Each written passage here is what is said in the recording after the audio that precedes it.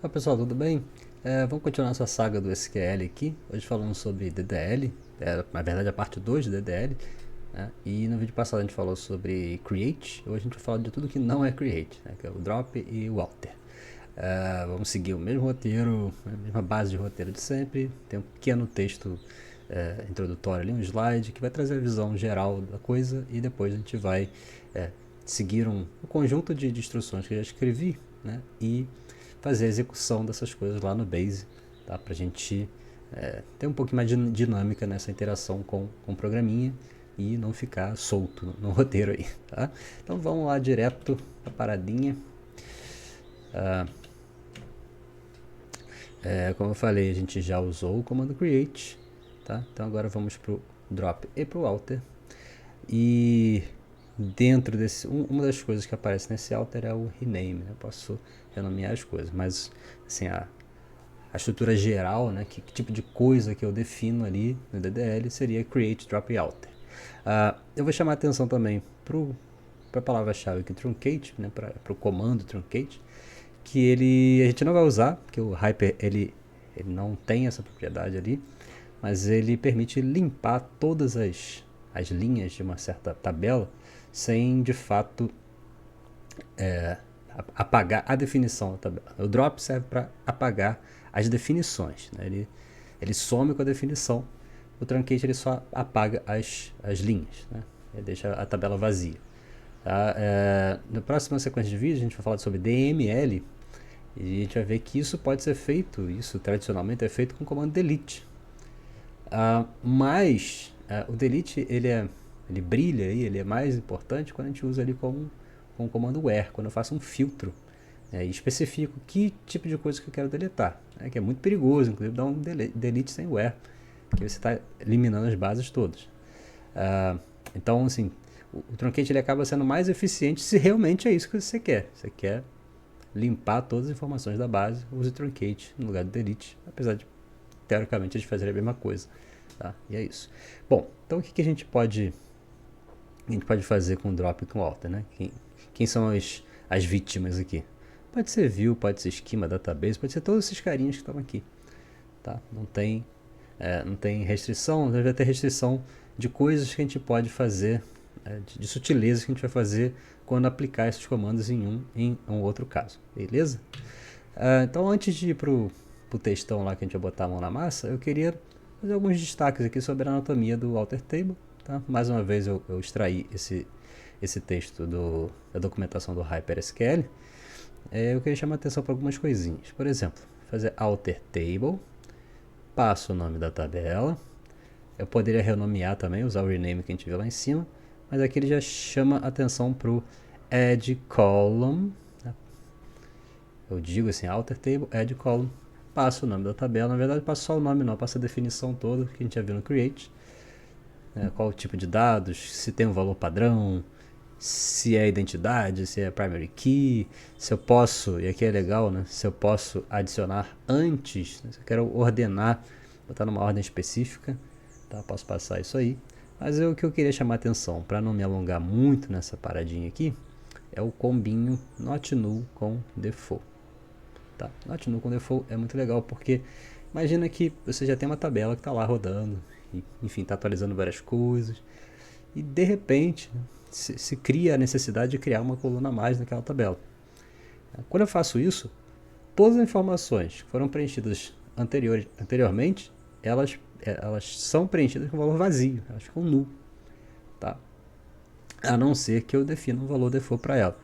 Isso pode ser uma opção, mas se eu digo que essa coluna criada não aceita valores nulos, ela not null, então eu sou obrigado a colocar alguma coisa, senão eu não consigo nem criar essa coluna nova. Tá? Então é muito importante, né? Já estou chamando a atenção aqui de maneira bem genérica, que toda vez que eu criar uma coluna nova e disser que ela é not null, eu preciso passar o valor default. Senão vai ter um problema de vínculo, né? Problema de constraint, onde o SGBD vai reclamar bonitão na tua cara aí, beleza? Então, sem mais papo, vamos passar aqui para o nosso guia de implementação dentro do Base. Bom, aí o comando drop, né, ele serve para remover uma estrutura definida. Que tipo de estrutura pode ser essa? Pode ser todas que a gente já viu, obviamente, tá? E aí com mais ou menos restrições. Por exemplo, para role, user e trigger, eu simplesmente drop, escolha uma das opções ali que eu gostaria e o nome. Então vamos olhar isso na prática aqui no nosso LibreOffice. Então, vou dropar um user chamado Felipe, ponto e vírgula no final, executou, foi maneirinho, tá? Mas se eu tentar executar isso de novo, ele vai chamar um erro, né? Falar, não tem esse cara aqui, tá? Depois essa palavra, inclusive, vai fazer sentido. Por enquanto, entenda que é usuário. Então não tem esse usuário aí não. Tá?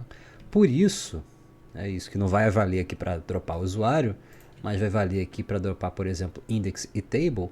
Eu tenho essa restrição adicional aqui, que é o if exists. Tá? Então, sei lá, eu estou no meio de um processamento que eu queria deletar uma tabela se ela existir. Se ela existir, seria um problema para mim. Eu quero simplesmente jogar ela fora. Mas se ela não existir, não tem problema, né? Já resolveu a coisa. O problema é que se eu não colocar essa restrição, ele apresenta um erro para mim. Por exemplo, se eu tentar dropar uma tabela chamada aluno, né? Se a gente olhar aqui, essa tabela ela não existe. Deixa eu chamar isso aqui para cá. Ela não tem aluno, tem rede escolar, underscore aluno. Então, se eu tentar dropar a tabela aluno, ele vai reclamar, ó, table não encontrado. Mas se eu me proteger, botar if exists, aí ele executa numa boa. Tá? Ele faz o que deveria fazer. Se não tiver, beleza, não deveria ter mesmo. Mas se tiver, tira, por favor. É isso que se faz. Tá? Outra coisa que a gente vai se preocupar também, quando dropa um esquema ou tabelas ou views, né, para index isso não vai ser relevante, porque o index, você lembra que ele é só usado para acelerar a pesquisa. Não, mas aí para tabelas, views e esquemas, eu preciso tomar cuidado. Eu preciso ser mais cuidadoso, né, na hora de jogar essas estruturas fora, porque elas podem ter interdependência. Né? Uma pode estar vinculada à outra de alguma forma. Seja na forma de... seja uma view que foi construída em cima da tabela que existe, seja um esquema que tem várias tabelas dentro dela, seja uma tabela que depende de outra a partir de uma chave estrangeira. Tá? Então, o HyperSQL, por padrão, ele ativa esse drop table, drop view, tal, com o modo restrict ativado. Se você não digitar nada, é isso que vai estar por padrão. Então, ele não deixa que você drope uma tabela que tem algum vínculo. Mas você pode simplesmente falar, cara, tudo bem, eu sei que está rolando, confia no pai, confia em mim que eu sei o que eu estou fazendo. Então, você pode botar no final do comando o cascade, e aí ele elimina qualquer vínculo de forma silenciosa, inclusive, né? Ele nem te avisa, ele só... Ok, cara, tu digitou uma palavra-chave aí sabendo o que você está fazendo, então confia. E é isso que vai acontecer, tá? Obviamente que quando a gente falar sobre DML, que vai ser o nosso próximo vídeo, a gente vai ver esses tipos de vínculo cascade olhando para a linha, tá? Se eu eliminar uma linha de uma tabela, o que acontece com a linha da outra tabela que tem algum relacionamento, alguma chave estrangeira. Tá? A gente vai esperar chegar lá para comentar sobre isso. Mas a nível de estrutura, a nível de drop estrutura, são esses os comandos que são permitidos no HyperSQL. Beleza, então vamos para o alter agora, tá? Que vai ser um pouco mais detalhado. Então, altera uma estrutura definida. Eu posso alterar uma role, um trigger e uma view. Posso, na verdade não posso, né? Eu posso na maioria dos SGBDs, mas no HyperSQL eu não consigo. Então, por exemplo, se eu quiser criar uma outra função, uma outra responsabilidade ali dentro do banco de dados, eu jogo ela fora e crio outra, enfim. Da mesma forma, view, eu redefino a view fazendo manualmente e um trigger também. Tá? Para usuários, não tem muita coisa que pode ser feita aqui. Tá? Eu posso alterar o password ou a pastinha inicial dele, o esquema inicial dele. Tá? Vou fazer isso aqui só para constar. Se a gente tentar alterar user Felipe, que a gente já jogou fora, né? Set password, vamos ver o que acontece. Set password para Felipe, por exemplo, ponto e vírgula. Ele vai dizer que o usuário não foi encontrado, tá? Que realmente a gente jogou fora ele antes. Então vamos usar o nosso create, né? Vamos usar o vídeo passado aí, create user password Amigo. Vou botar o password vazio. Tá? E vou executar os dois comandos, tá? Aqui não tem problema. Então, cria o usuário, ponto e vírgula, então ele executa essa instrução, depois altera o usuário. Ó, show de bola. Status do comando set, executado com sucesso. Tudo bem. Então agora se eu quiser, vou deletar essa linha aqui. Até voltar aqui. Vou botar Felipe, tá? Me chamando no portão, né? Felipe. Ó, também executou numa boa. Ah, não, desisti desse usuário, passo lá, drop user Felipe, ponto e vírgula, e também consigo deletar. Beleza? O que eu posso fazer o que eu posso alterar em esquema e index? Tá? Tem até um typozinho aqui que tem que ver, é index. Então, alterar o esquema ou index, eu simplesmente posso renomear. Então, lembra a palavra-chave rename? Então, eu passo, ó, alter, esquema ou index. Posso fazer a mesma coisa com table. Passo o nome dele, depois rename to e passo o novo nome. Tá? Vamos fazer isso com o nosso index.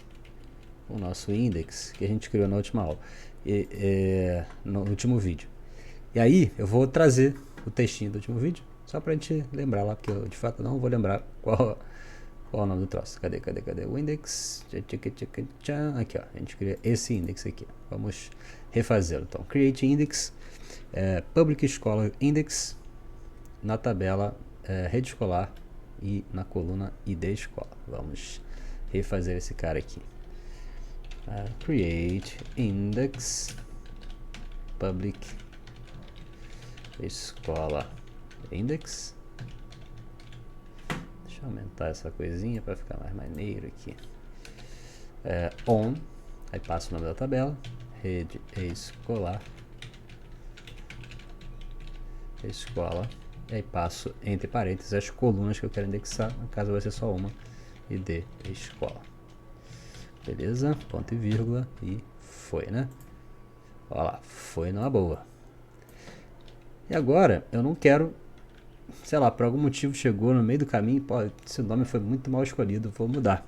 Então tá bom, alter, index, passo o nome do index, public, escola, index, rename to, e passo o novo nome. Sei lá, eu quero simplificar. Eu quero chamar de index id escola. Passar tudo junto. Index id escola. Ponto e vírgula. E olha lá, ó, último comando executado com sucesso numa boa.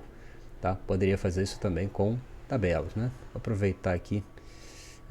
Uma coisa legal é que os últimos comandos que você executou enquanto essa janelinha está aberta, eles ficam acumulados aqui. Então vou pegar esse cara aqui e trazer ele de volta. Só porque eu não quero digitar o nome da tabela tudo de novo. Vamos lá. Vamos usar o alter table agora. Quero essa tabela. Tá?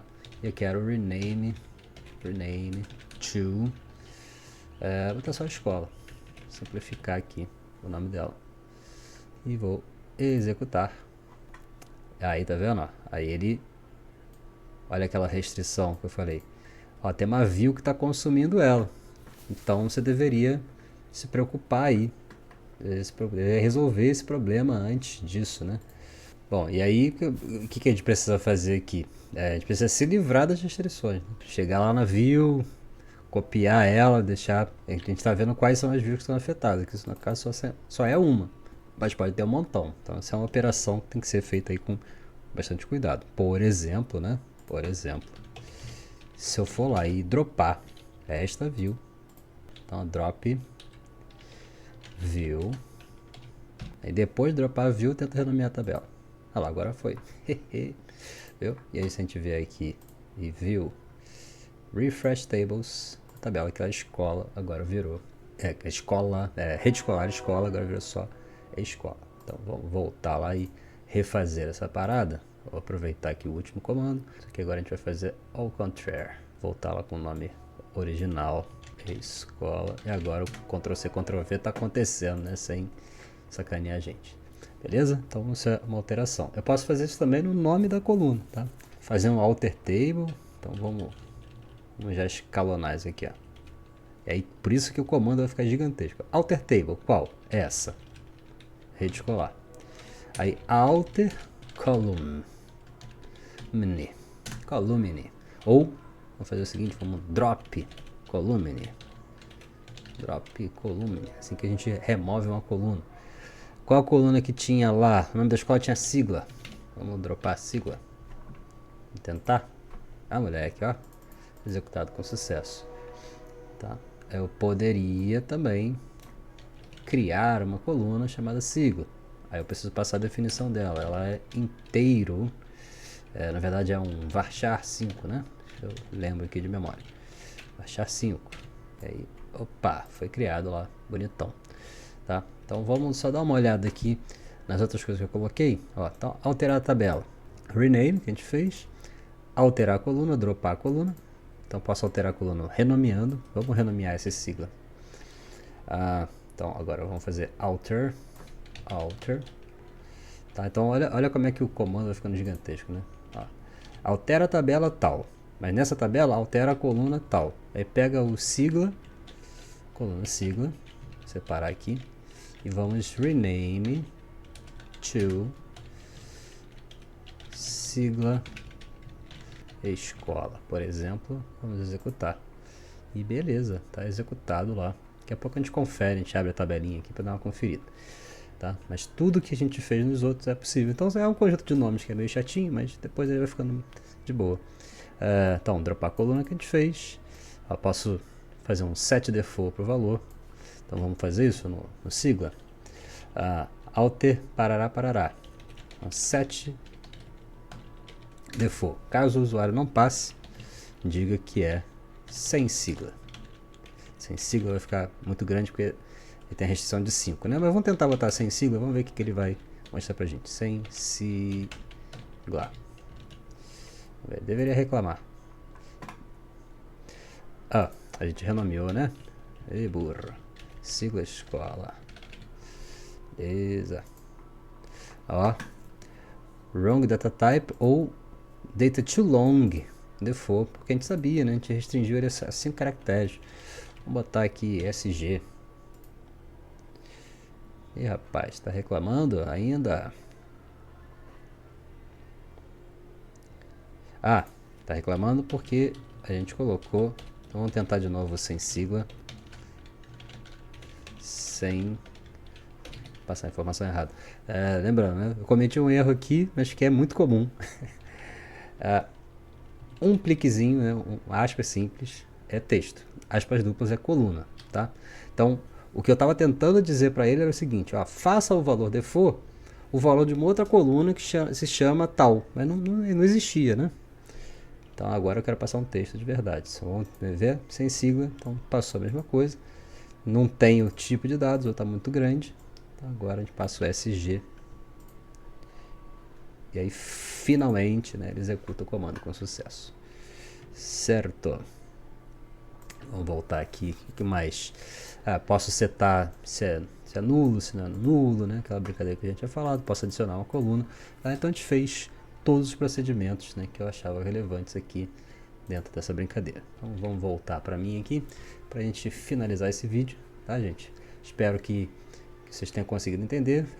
Vou deixar o errinho ali que eu cometi no meio do caminho, propositalmente, né, porque essas coisas acontecem. A gente tem que prestar atenção e entender o que está acontecendo. Porque vai que não estoura um erro, né? Vai que dá certo. Ou seja, tinha uma coluna com o nome tal e eu poderia ter atribuído essa coluna lá para a informação. Tá? Então, o próximo passo a gente vai começar a falar sobre DML, como é que a gente insere informações nessas tabelas, como é que a gente remove informações dessas tabelas também, e como é que a gente atualiza a informação. São 3 comandinhos, né? Insert, delete e update. Valeu? Até a próxima aí. Tamo junto.